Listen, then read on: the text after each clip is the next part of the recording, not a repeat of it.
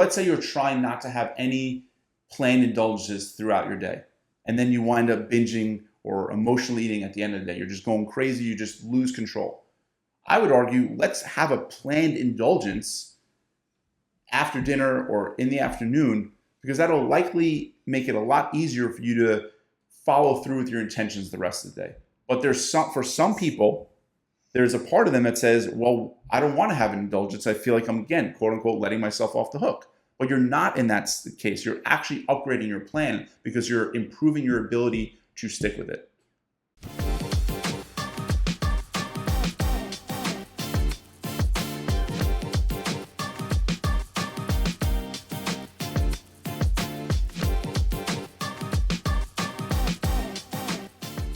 Hey there, Adam. Good to see you once again. I'm very excited about our topic today. We've got a reframe on deck. Are you ready? I'm ready. It's such a powerful one. I'm really excited for you to share this.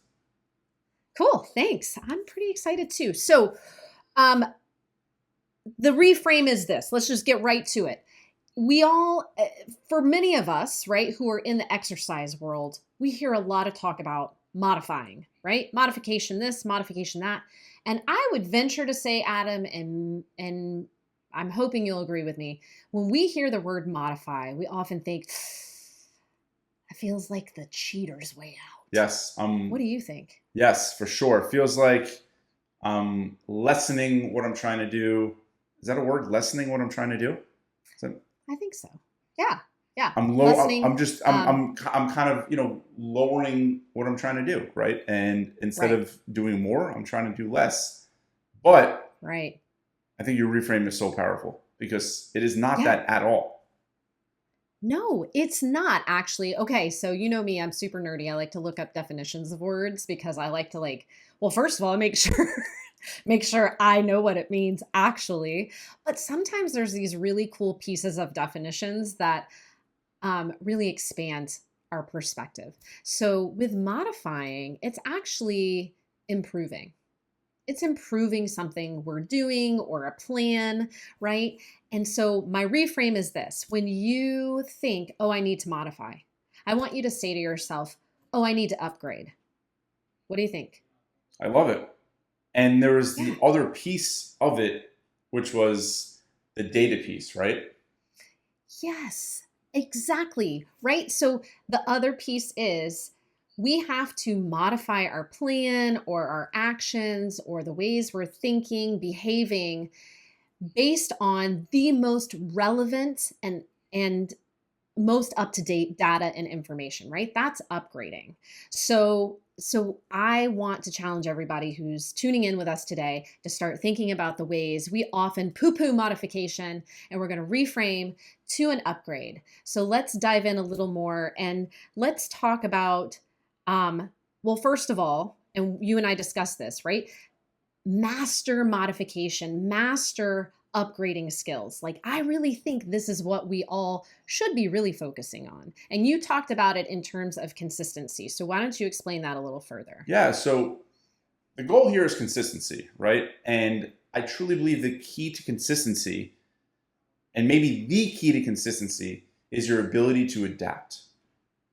Mm-hmm. It's the ability to roll up your sleeves on the weeks and days and months where you may be not as busy, and the ability to say, you know what, I need to adjust, I need to adapt my plan on a crazy day, crazy week, crazy month, versus quitting altogether, right? Because that's the alternative. It's sticking with it, riding the ups and downs of life, or quitting.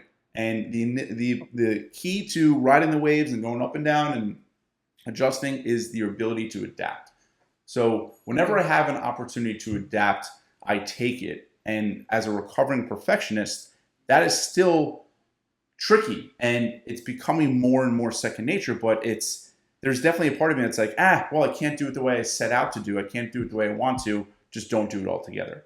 And when I have that self-talk, I immediately counter it and say, no, adapt. I like it. So there's that version of the perfectionist, which I think most of us probably identify with. And then there's another version. I'm sure you've run across it. And I think this is the version of perfectionism that I personally struggle with is like this idea that if I don't do it just as I had said, I'm not going to quit, but I kind of feel like I'm really messing stuff up and Mm, I force myself back into that plan and I become really rigid. So it's like this voice will chime in like, you're doing it wrong. You're going to mess everything up. Or, well, this is it. This is where you lose the thread on everything and it all falls to pieces. It's right. not that I would quit. It's just like this imagined like, end of the world scenario in my head. I call it like perfectionism terror Yeah. because that's what it Like you're feels letting like, yourself right? off the hook, so to speak. And it's like, yep, here I go again. But it's Hmm. not. Here I go again can be totally different this time because I think in the past that here I go again is you have that self talk or that inner conflict and you wind up doing the easiest thing of all, which is nothing instead of adapting. Mm, okay. Okay. I see. Yep. So, all right, you brought up the other kind of crux of the issue, which I have talked to a lot of people about. They're like, "Okay, I hear you saying you need a plan." So they come up with a plan, all right? And when the plan doesn't go as expected or I don't do what I said, you're talking about like, well, why and do we need to modify? But I don't want to let myself off the hook. That's letting myself off the hook, right? So now we're kind of bumping into that rigidity I was talking about. It's like, well, okay, let's figure out, guys. Let's really clear the air because I think even, in the exercise world, but certainly with food, if we have to modify a plan and with our old framing, modifying meant kind of letting ourselves off the hook. That's not true. So we're talking about upgrading. How do you know if you're letting yourself off the hook? Well, I think it all boils down to intention, Ooh, right? that's good. So if we have a plan, what's the intention? What are the outcomes we're seeking based on that plan? So let's give an example.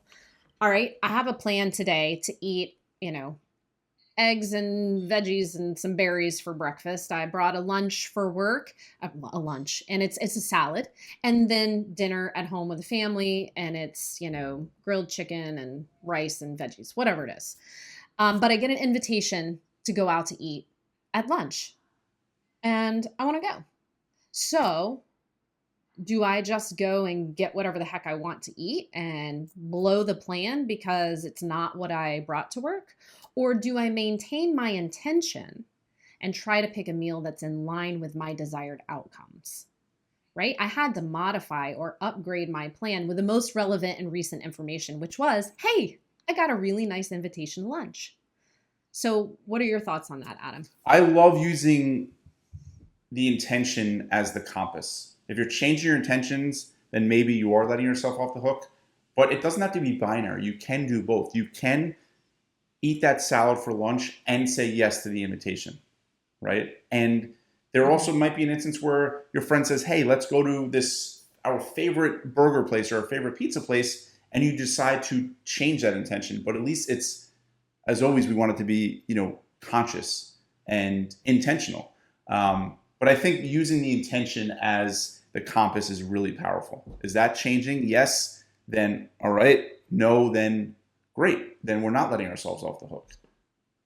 Okay, so we're kind of in agreement. It's really about the intention, not necessarily the nuts and bolts on paper plan, right? That has you have to maintain flexibility in that because as we all know, life throws curveballs our way. You were talking about another instance where we're not in control of the food.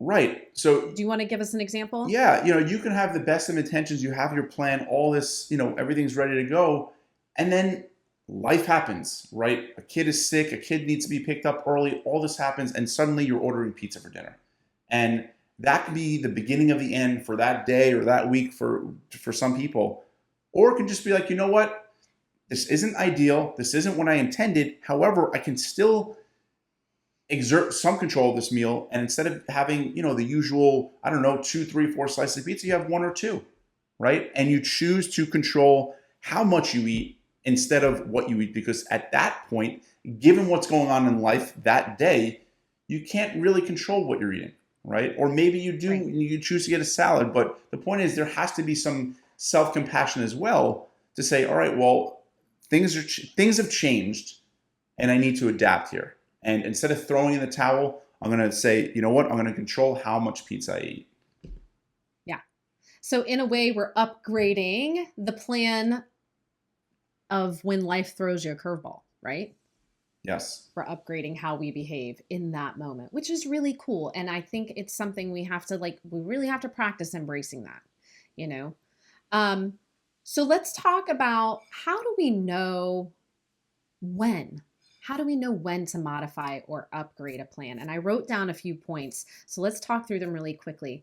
I think for me, one of the number one indicators that a plan could need upgrading is relatively consistent non-compliance or lack of follow-through. Agree or disagree? Agree. So this one is something that I bump into a lot with clients.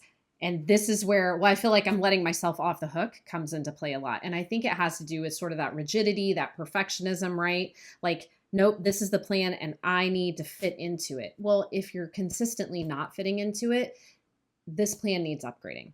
We need to go and collect relevant and most up-to-date data and upgrade the plan so that you fall into alignment with it. So for me, number one is non-compliance, lack of follow through. Let's upgrade the plan. Let's embrace it. Let's upgrade the plan and improve what we've got set out as our plan. I couldn't agree more. I think for some reason we feel like if we can't follow the plan that in our mind is 100%, then, you know, we need to do something else. But the best thing you can do, the best upgrade you can do is follow a plan that's, I say this in air quotes, like that's 80 or 90% that you can actually follow through with, that you can stick with.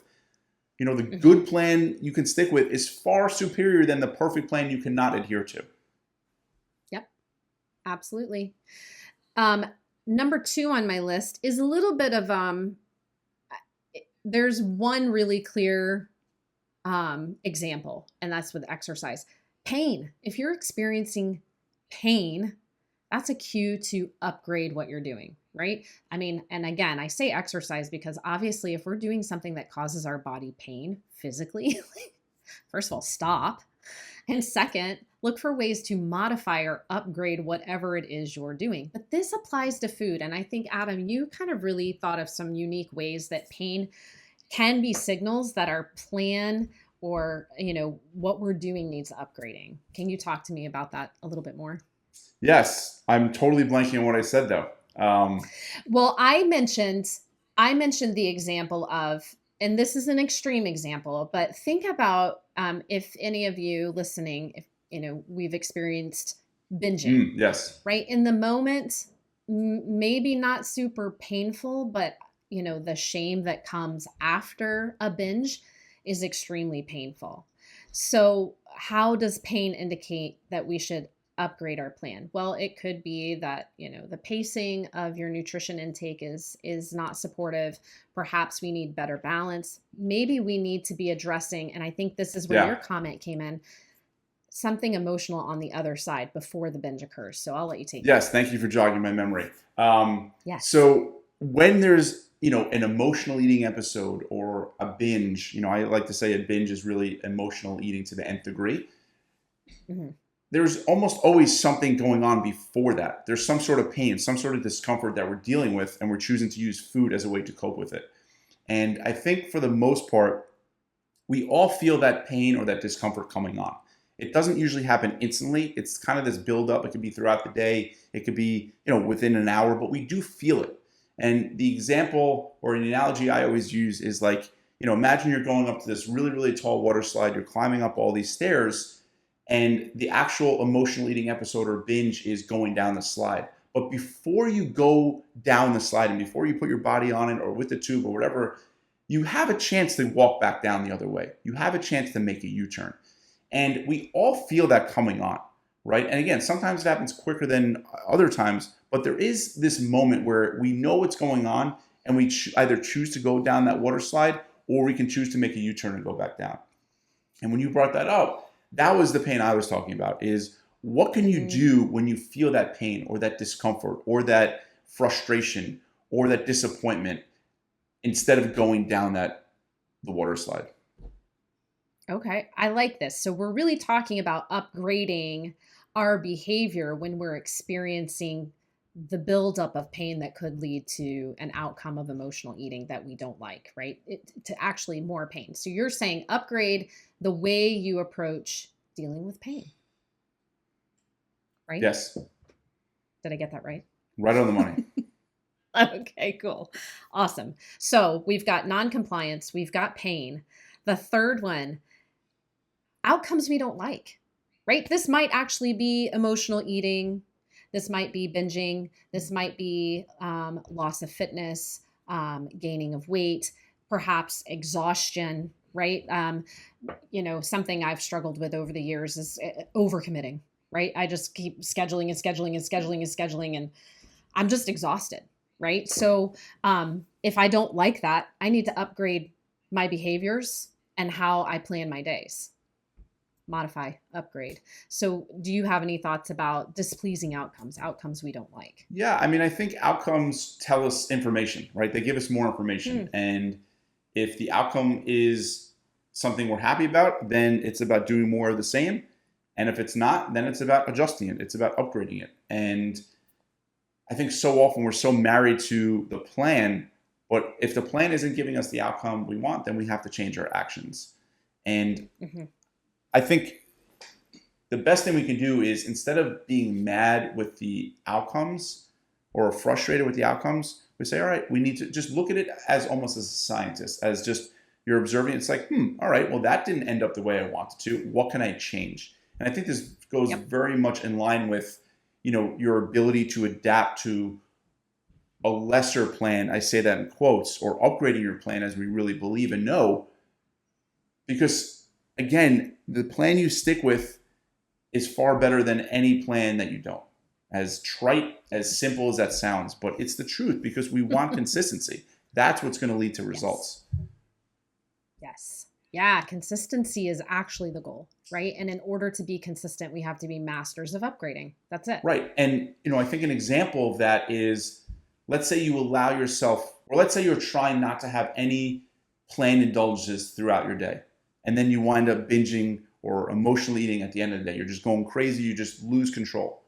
I would argue, let's have a planned indulgence after dinner or in the afternoon, because that'll likely make it a lot easier for you to follow through with your intentions the rest of the day. But for some people, there's a part of them that says, well, I don't want to have an indulgence. I feel like I'm, again, quote unquote, letting myself off the hook. But you're not in that case. You're actually upgrading your plan because you're improving your ability to stick with it. Yes. And you're working with the most relevant data, which is when I deny myself a planned indulgence, I overdo it at the end of the day. Bingo. Awesome. One more point that can sometimes indicate we probably need to take a step back and upgrade the plan is a heightened rate of anxiety and stress. Agree or disagree? Wholeheartedly agree. So I talked about an example before we got on today of, directly related to nutrition. Let's just say, and let's take an extreme version because I think it's helpful to see it this way. Let's take a client who may be working with macros. They perhaps have some pretty intense physique goals. So macros would be appropriate. It's highly technical. It is highly demanding. It requires a lot of time, care, and attention. All right. So they're looking for numbers goals. They're working with a scale, with measurements, right? It's a lot of work. And I think you said to me, well, what happens when they go on a trip? Exactly. Oh my gosh. Well, if they don't upgrade that macros plan to allow them to adapt to travel, they're going to experience a lot more anxiety and stress, right? So that's a sign. Hey, this plan needs upgrading. And so can you think of any other examples that might be more relevant to those listening other than that? But for me, that was like a really, really clear one because macros is a lot of work. Yeah. I think the most simple example is kind of what I touched on earlier, is your ability to adjust what you eat and how much you eat, right? If you can't control what you eat, you can always control how much you eat. You can control how you eat, right? You can control the pace. You can control, like those are the things you can focus on. Mm-hmm. And I think this, what we're talking about is, very much in alignment with, perfectionism. And again, it's all about your ability to adapt. So I think the best example is, you have a plan, you can't follow through with that plan. What are you going to do?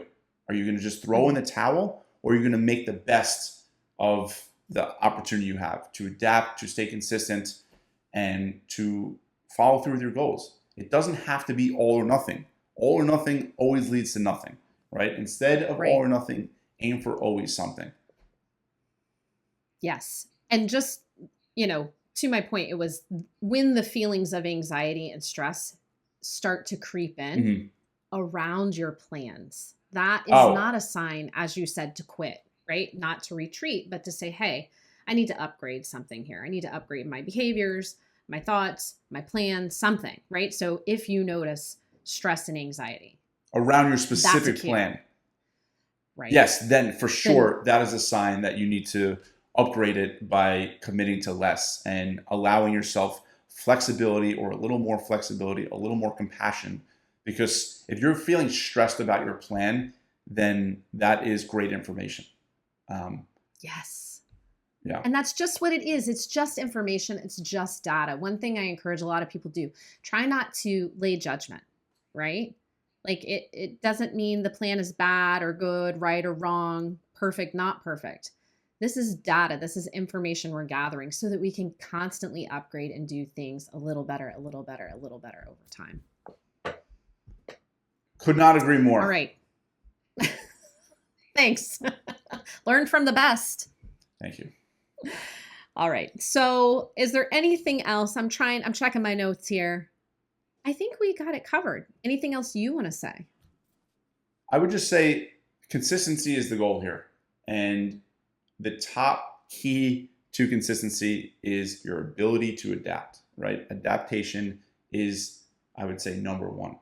Then I would say maybe self-compassion. But your ability to adapt is so important. And that's what this is about. This is different examples, different times where there is a need to adapt.